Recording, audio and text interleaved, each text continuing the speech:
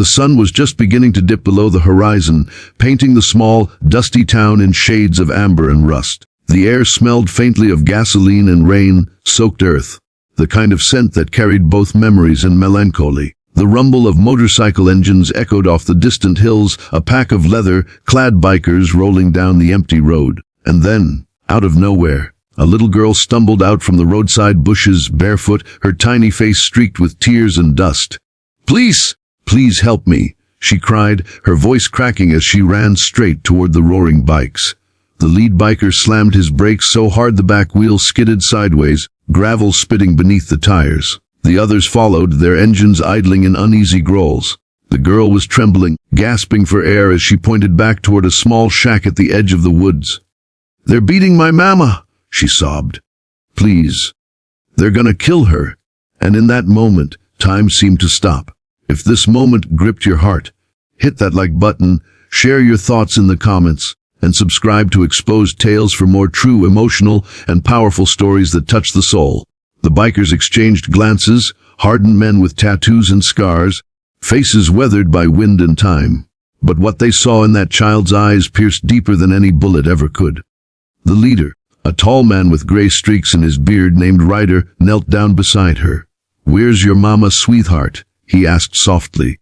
"In the house," she whimpered. "The man, he's my stepdad. He's drunk again." Ryder clenched his jaw, a cold fury rising inside him. He had seen monsters like that before, too many of them. He rose to his feet, his leather vest shifting as he turned to his crew. "All right, brothers," he said, his voice low and dangerous. "We ride." The engines roared again, this time like thunder rolling across the heavens. Dust kicked up as they sped toward the small shack in the trees, led by the tiny girl clutching Ryder's hand. The shack wasn't much, broken windows, a flickering porch light, and the sound of shouting spilling out from inside. "Please stop," a woman's voice cried from within. Then came the sound of a slap, a crash, and silence. Ryder didn't wait for permission. He kicked the door open so hard it cracked against the wall. Inside stood a man, heavy-set, drunk, wild-eyed, gripping a bottle in one hand and a belt in the other. On the floor beside the couch lay a woman, her face bruised and swollen, her arms wrapped protectively around herself. "Who the hell are you people?" The man snarled, staggering to his feet. Ryder stepped forward, eyes blazing. "We're the people who just heard a little girl cry for her mama." The man sneered. "Ain't your business. Get out of my house." Ryder's crew fanned out behind him, 7 men silent and solid as statues. One of them cracked his knuckles. Another ghost slipped off his jacket, revealing arms covered in faded prison tattoos. "It is now," Ryder said. The next few moments moved like a blur of chaos and righteous fury. The man swung the bottle. It shattered against Tank's shoulder without so much as a flinch. Before he could react again, Ryder grabbed his wrist and twisted, the belt falling to the floor. Ghost shoved him back against the wall. The drunk cursed and spat, but he was outnumbered, and for the first time in his miserable life, he looked scared. Ryder crouched down beside the trembling woman. "You okay, ma'am?" She nodded weakly, eyes full of tears. "Thank you, I thought he was going to kill me." Her daughter ran into her arms, sobbing uncontrollably. The woman hugged her tight, whispering, "It's okay, baby, it's okay now." For a long moment, the bikers stood silently, watching the reunion. Tough men who'd seen too much pain in their lives, now witnessing something pure and fragile. When the cops arrived, called by one of the bikers who'd stayed outside, they took the man away in handcuffs. He shouted curses the whole way, but no one cared anymore. Ryder gave his statement quietly, his voice steady. The woman, Maria, looked at him through her swollen eyes and said, "I don't know how to thank you." He smiled faintly. "You already did. You raised a brave little girl." The girl, still clinging to her mother's arm, looked up at Ryder. "You're heroes," she said in a tiny voice. Ryder chuckled. "Nah, sweetheart. Heroes wear capes. We just ride." Later that night, the bikers gathered around a campfire at the edge of town.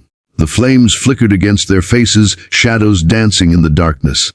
Ryder stared into the fire, lost in thought. He wasn't always a good man, not in the beginning.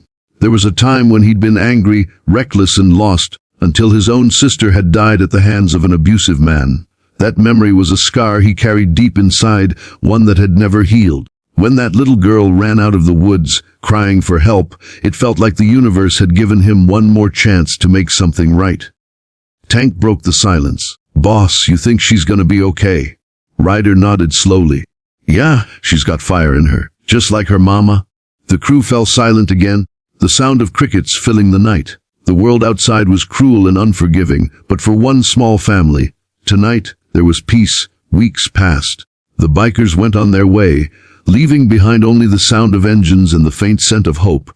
Maria found a new home in town, started working at a diner, and enrolled her daughter in school. They began to heal, slowly, quietly. One afternoon, as the bikers were fueling up at a gas station miles away, a familiar little voice called out, "Ryder." He turned, and there she was, the same little girl, her hair in braids this time, holding a paper bag of cookies.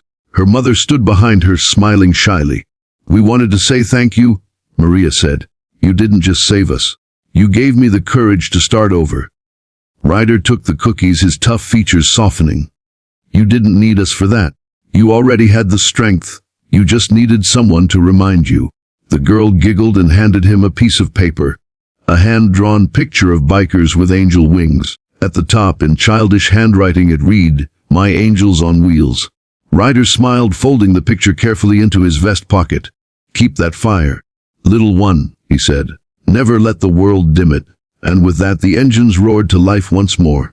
Dust rose as the bikers rode off into the horizon, the golden sun glinting off their chrome. If this story touched your heart, make sure to like, comment, and subscribe to Exposed Tales, where we share real, emotional, and powerful stories that remind us what humanity is all about. As the camera fades out, the last image lingers, a small girl waving goodbye, a mother standing proudly beside her, and the distant sound of motorcycles echoing like thunder across the sky.